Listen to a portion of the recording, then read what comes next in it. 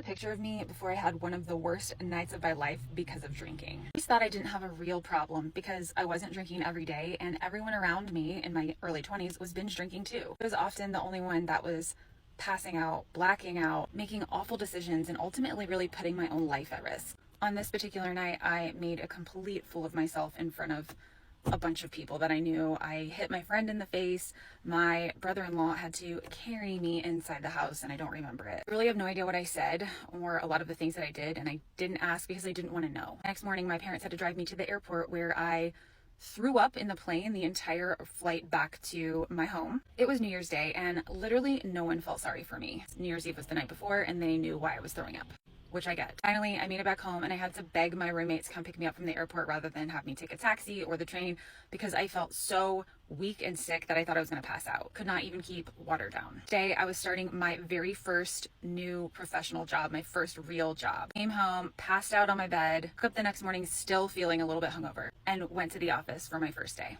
I sent apology texts and vowed that I was going to stop drinking. I had many other nights like this one, and I'm only lucky that I was never raped or abducted or hurt in some deeper way, or that I didn't hurt anyone else. It took 12 years after this photo was taken for me to finally quit drinking, for me to finally admit that you don't have to have your life falling apart, you don't have to be homeless, you don't have to be losing your relationships in order to have a problem with drinking. And you also don't need any of those things to happen in order to decide to quit. My life isn't a million times greater because I don't drink, but it is better. I don't humiliate myself anymore, and I don't take up hours of mental space thinking about this or making rules about alcohol for myself. In fact, once you quit drinking for a while, you actually just kind of stop thinking about it, which is a relief. Anyway, I wish I had had someone like me back then when I kept wanting to quit. I had no one to talk to, no one to ask questions to, no one to find support from. So that's kind of what I want to be for other people now. Not to pressure you to quit drinking, but to just be here as a sounding board, or to answer your questions, or just to help you get to a space where you're allowing yourself to be curious about it. Here, or you can go to sobrietycurious.com,